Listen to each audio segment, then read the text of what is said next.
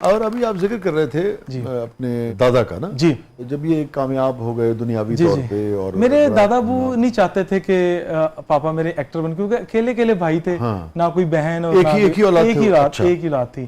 तो पापा का इमाम मस्जिद भी थे।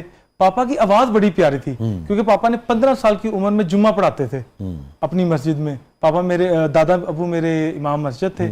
तो पापा दादा वो कहते यार तेरी आवाज बड़ी सोहनी है, तू कोई मुकर्रर बन, लोग तेन आ कहन यार तू सूफी रमजान दा पुत्र है। ते तू मुझे एक बार बताया था जी साहब ने कि मदरसे की तालीम थी जी जी जी हाँ जी, जामिया नईमिया गढ़ी शो, वहां से पापा ने कुरान हिफ्ज किया। तो मेरे दादा वो कहते थे कि यार मैं एक मौलवी हाँ, लोग मैनू की कहणगे कि तेरा पुत्र वे फिल्मां वेखन जांदा, तेरा मुंडा एक्टर बनने लगा है। तो पापा ने ना एक दफा जज्बाती होके तो गोलियां खा ली, मतलब सुसाइड अटेम्प्ट किया कि मैं इतने के मतलब इस चीज का था कि लै प्यो मैं हूं मरन लगा ही। तो उनको पता भी नहीं था कि मेरे दादा, किसी ने कहा कि इन्होंने ना कोई गोलियां नींद की खा ली हैं। तो जब पापा कहते मुझे होश आई ना, तो सब मेरी आंखें खुली तो सामने मेरे अब्बू खड़े थे, उनकी दाढ़ी ना सारी आंसुओं से भीगी हुई थी। तो आगे मैंने कहा अब्बा जी तुसी क्यों रोंदे पे हो? कहते यार तेनू पता नहीं गा, तू मेरा कल्ला कल्ला पुत्र है। चल अज प्यो हार गया ते पुत्र जित गया, जा तू एक्टर बन जाएगा, मेरी दुआ तेन होगी, तू एक्टर बन जाएगा, लेकिन जिस दिन तू एक्टर बन गया तेरा प्यो तेरे सामने नहीं होगा। ये मेरे दादा ने उनको कहा। अच्छा। लेकिन पापा ने कहा, अब्बू कहते थे अपने वाल साहब को, अब्बू तुसी किस तरह दी गल्लां करन दे हो, तुसी नहीं है तो मैं किस तरह? कहता नहीं तू एक्टर बन जाना है, तेरे अंदर जो जुनून है ना, एक्टर तो बनेगा, मेरी दुआ है, लेकिन जिस दिन तू एक्टर बनेगा ना उस दिन तेरे को प्यो नहीं होएगा, तेरा प्यो तेन फिल्म देखना ही नहीं चाहता। तो लेकिन पापा कहते मेरा बचपना था, मैं चल पड़ा, और मेरी अगले दिन फिल्म लगनी थी। तो रात को मतलब मैं घर आया शूटिंग से, एक और किसी फिल्म की शूटिंग हो रही थी, और सुबह मेरी फिल्म लगनी थी, पहली फिल्म। अच्छा। कालका ठीक है, सुल्तान अली साहब पहली फिल्म। तो कहते सुबह ईद थी और चांद रात थी, सुबह ईद पे फिल्में लगनी थी। तो कहते रात को मैं घर आया हूँ किसी फिल्म की शूटिंग करके, तकरीबन टाइम था रात का कोई 12:30-1 बजे का टाइम था। कहते मैं घर आया हूँ तो देखा रश लगा हुआ है, सारे मेरे वो कजन वगैरह इकट्ठे हुए हैं, सारे मोहल्ला इकट्ठा हुआ है। तो अंदर गया हूँ तो अब्बू ना बड़ी तबीयत खराब, तो दादा अब्बू आगे से कहते हैं आ गए हैं। तो वह कहते की होया अब्बा जी तुहानू की होया? कहते यार कुछ नहीं यार, बस मेरे कोल भैया चल मैनू जरा तू वो नात पढ़ना, जरा मैनू नात ते सुना। तो बाप मैं क्या अब्बू जी किस तरह दी गल्लां तुसीं करन दे हो, तुहाडी तबीयत नहीं सी, तुहानू मैं हस्पताल लैके चलना। कहते नहीं मैनू कुछ नहीं होया, तू बह जा, मैनू नात सुना, क्योंकि पापा ना बड़ी अच्छी नात पढ़ते थे, तो आवाज बड़ी प्यारी थी। तो कहते सुना, मैंने कहता नात सुनाई, फिर कहते यार मैनू एली सूरत सुना, फिर कहते मैंने सूरत सुनाई। तो कहते मैनू ना गले ला ला अपने, सामने दरवाजा ना बुआ जाके खोल देते साइड ते हुई हो, सामने जाके दरवाजा खोल, कहते मेरे कजन ने खोला है, तो ऐसे जफ्फी डाल के ना कहते तू एक्टर बन जाएगा, टेंशन ना नहीं, ते अपनी मां संभालनी। ये लफ्ज आखिरी ये लफ्ज था कि अपनी मां संभालनी। कहते अब्बा जी फौत हो गए मेरे बाजू में। और अगले दिन फिल्म लगी? अगले दिन फिल्म लग रही। उन्होंने नहीं देखी। मेरे दादा ने फिल्म देखी, मेरे पापा को चांद भी नहीं वो देखा। दादी ने कहती तेरे मां वेखेगी तू बड़ा, अल्लाह तेन तरक्की देगा, लेकिन प्यो नहीं होगा, क्योंकि जो मैं तेन वेखना चाहता था ना, इसलिए तो मैं आपको कह रहा हूँ कि पापा वो देखना चाहते थे दीन की तरफ। इसलिए तो पापा कहते हैं कि मेरे अंदर सारी जिंदगी का यही रिग्रेट रहा है, और है कि यार मेरा बाप जो मुझे बनाना चाहता था मैं वो नहीं बना।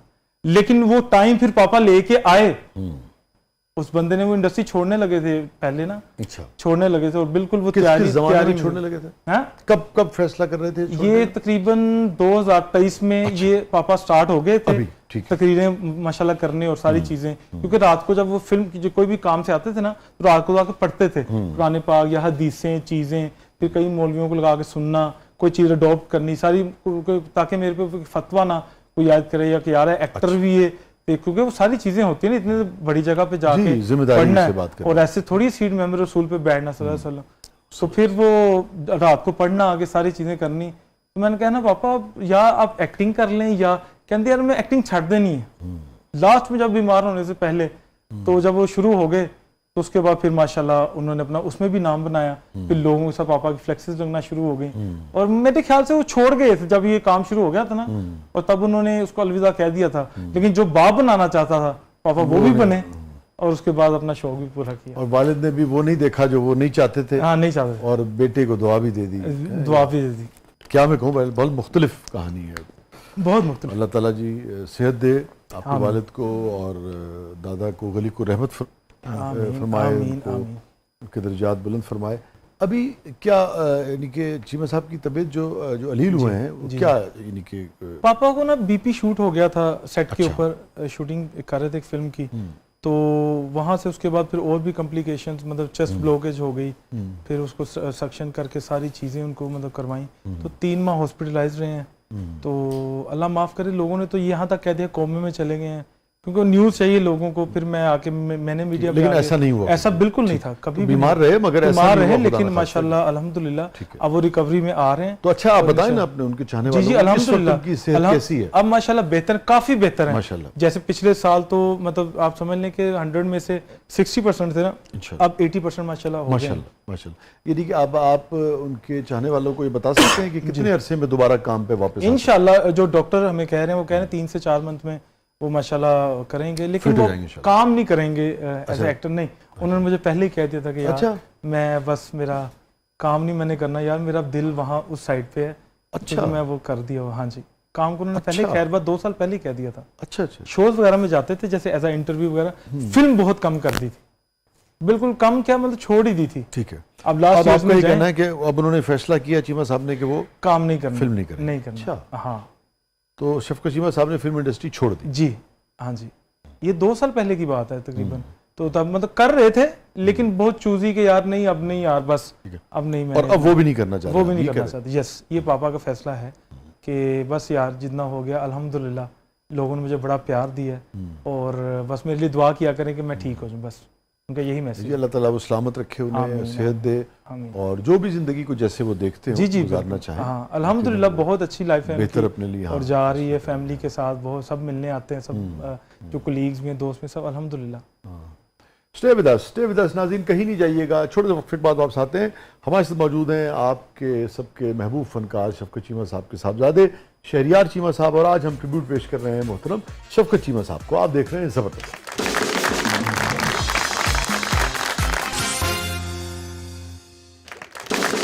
वेलकम बैक नाज़रीन, ज़बरदस्त में एक बार फिर खुशामदीद। और शहरियार चीमा साहब जी, आज हम ट्रिब्यूट पेश कर रहे हैं आपके वालिद को, यानी कि शफकत चीमा साहब को। तो हमारा एक सेगमेंट है जिसका नाम है कैथारसिस।